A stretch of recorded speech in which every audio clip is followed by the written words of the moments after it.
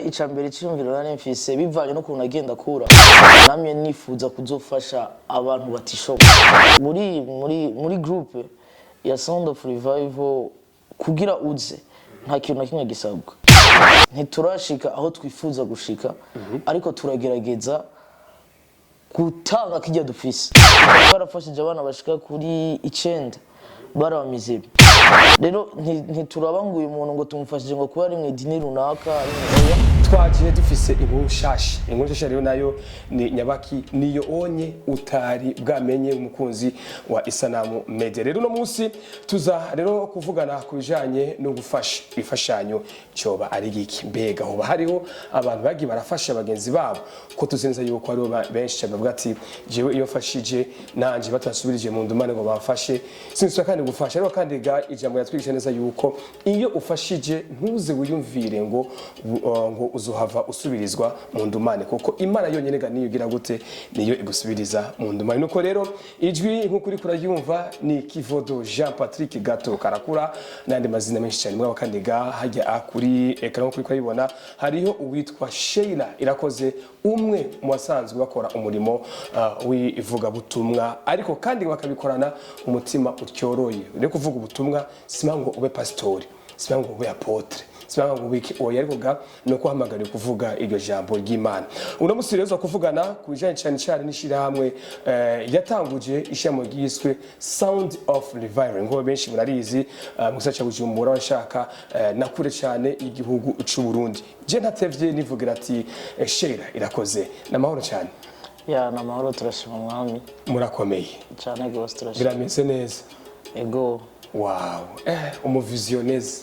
niko wabita wow biraryoshye cyane kumva Scheilla kumbure mbere ko tugiye tuvugana byinshi cyane mugabo iyo umuntu avuze ngo Scheilla Irakoze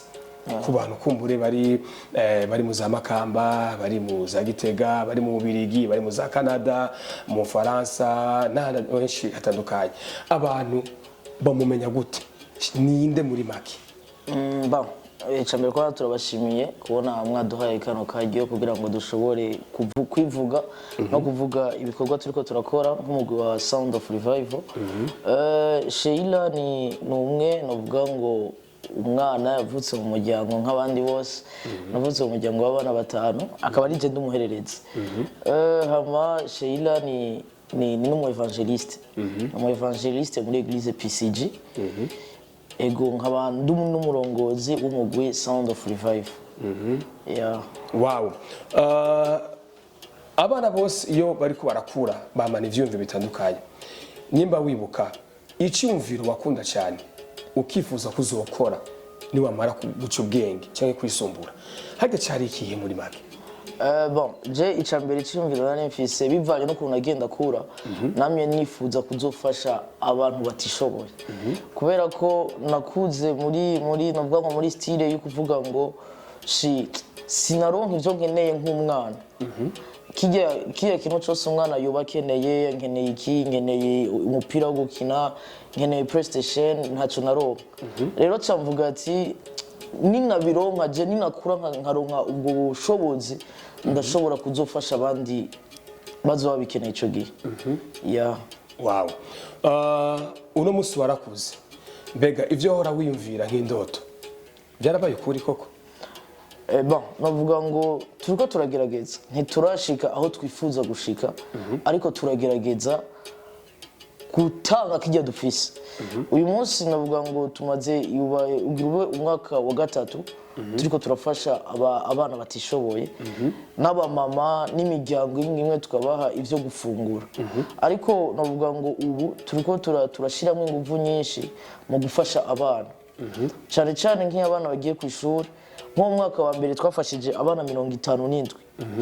mugabo igihe twabafasha ntitwabahaye ivyari bikwiye ko igihe cyose intango ya migoye ntitwabahaye ibintu bikwiye umwaka wakurikiye ari wari 2025 niho twagerageje dufasha abana 30 bobo twabahaye ibikwiye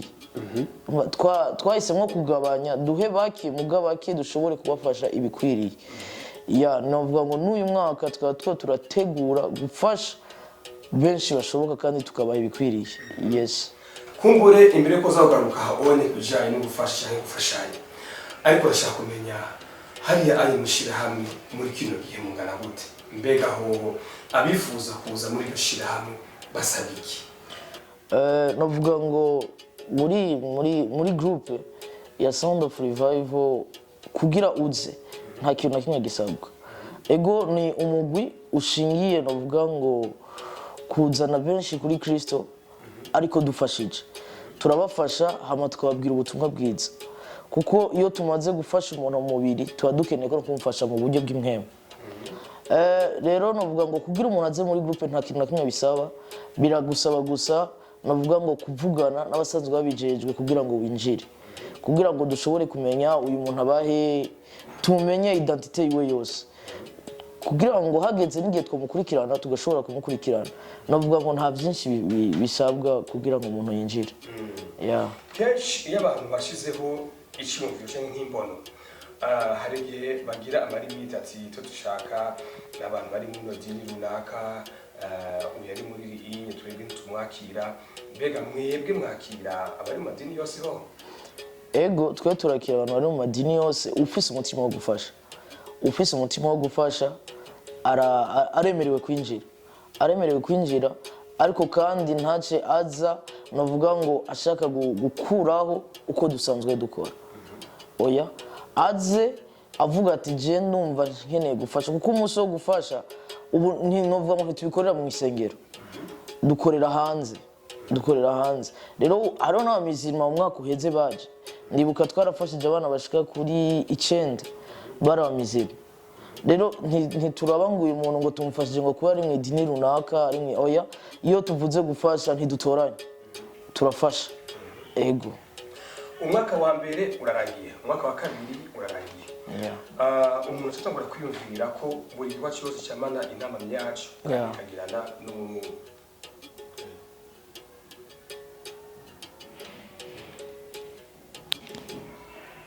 muhava mbwire vino byose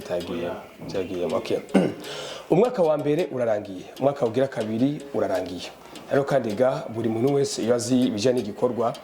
yama yitegamo ibintu bibiri hama hariho ingorane mu gikorwa hakabaho n'itsinda canke kuresisa mu gikorwa mwe byagenda gute canke byagenze gute muri iyo myaka ibiri irangiye aho byabagoye nihe aho mwabishoboye nihe okay navuga ngo tugitangura niho navuga ngo byatugoye cyane kuko abantu baba bataranabizera bavuga ati abapeti n'aba escrow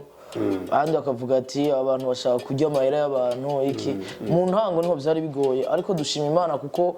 bino bintu ntitwavyutse rimwe amatuvuga ati tuzobikora ariko igihe cyose naho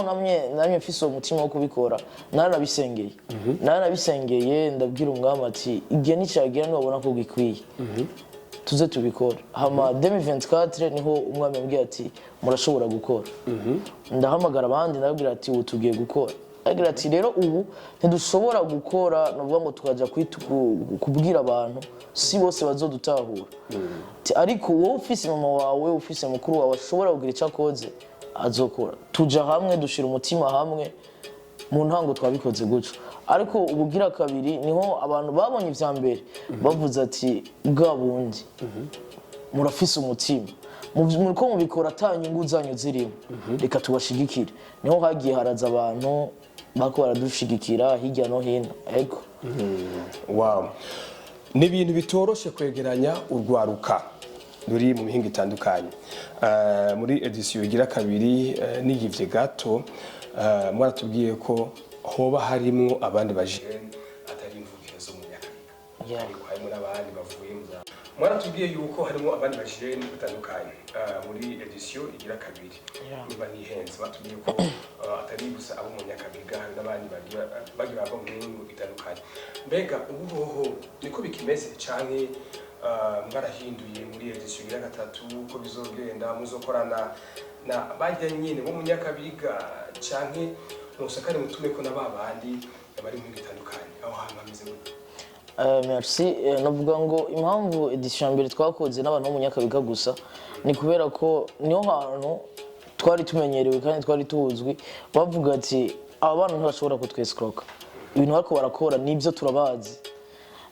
hama edition kabiri niho twagiye turaronka abandi bajene bavuye ahandi bavuga ati reka twifatanye namwe dukore turabwira ati karibu uno mugwi ntabwo ego dukorera mu Nyakabiga mugabo ntabwo navuga ngo usabwa ko haba nk'abantu mu Nyakabiga gusa oya navuga ngo n'uyu mwaka abantu bose baremerewe kwinjira atakuvuga ngo uyava hano wowe wumva ufise uwo mutima wo gukorera Imana bivuye navuga ngo mu byo gufasha urahawe ikaze. Wow, asante sana. Kumbure hoba hariho abantu muri kano kanya bakagukurikirana cyangwa bakurikirana ino mbonesha kure Salamu Media mugabo akavuga ati mbega none tubigenza gute twocaye kugadishije gufasha hoba hariho aho uburyo twobucisha bino byo gufasha ko kenshi ari gisanga noneho n'umuntu afashije basanga uburyo ntibushitse iyo bwari bukiye kugenda mwebwe babigenza gute kugira uburyo bushiye gushikira bene gutegura urubanza bacisha he bon ushaka gufasha ahantu hambere navuga ngo hariho unye baratworohereje urashobora guca kuri rimikashi ushobora guca kuri rimikashi ari nimero ya rimikashi navuga ngo utari hafi naho hariho na konti ya banki turafise konti ya banki naho nyine urashobora gucishako hama uri hafi nko mu Nyakabiga aha hafi urashobora haba hariho umuntu urashobora kumurondera twotanga nimero ugashobora kumurondera kubwo kuganira nawe nimero ni 65 22 64 52 nimero ya konti nimero ya konti ayanse kuri yo nimero nyene baraza kwiba hari abantu muri kano kanya ko muri batanguye gucacana kubandika ku mwe muri kana bumenyi barondera izina gishira hamwe mbega hoho kuri Facebook muriko kuri Instagram muriko nyimba muriko umuntu ashaka guca mugenda mutubwiye aho muri kugira abakwa dukurikirana bashe kubatora hakirikana kuri Facebook turiko Sound of Revival kuri Facebook turiko hamwe no kuri Instagram Sound of Revival hose turiko kandi hose bashobora kudutora ko nisa gose nibikorwa twagiye turakora byose biriko kuri zo page bashobora kubibona kumbure mu kurangiza akajambo wifuza no gutumirira abakunzi bafite umutima ucyoroye wo gufasha abana bariye mubigeza gute amakanya akajambo kubarakaye no iki navuga ngo nko mu kurangiza ijambo nababwira navuga ngo umuntu mu gufasha ntibivana n'amahera afise ntibivana n'uburyo ngo mfise amahera menshi mfise ibica nk'ibiriye ahubwo umutima w'umuntu niwo utuma ufasha dukitangura nabivuze kugira ngo twebwe dufashe nuko twibutsa aho twavuye bica bidusunikira kumva ko uyu munsi dushobora gufasha ntituriko turafasha kubera ko dufise byinshi byo gutanga ahubwo turiko turafasha kubera ko twumva yuko bijya bike bishobora gufasha abandi bana bishobora gufasha abandi bamama hariho nk'abantu twagendeye ukamubwira ati umuntu ukamubwira ati ndagukunda conyene ico conyene ukimubwira kumva araruhutse mu mutima wasanga n'umuntu amaze imyaka n'imyaka iryo jambo atari bwirwa rero tubagendeye ukamuha ico kintu ukamubwira ati muvyeyi turashobora gusangirira hamwe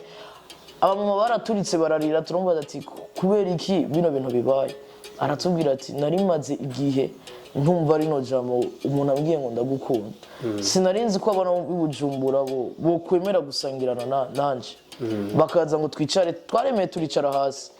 turicara ariko aratubwira ati ni ibintu bidasanzwe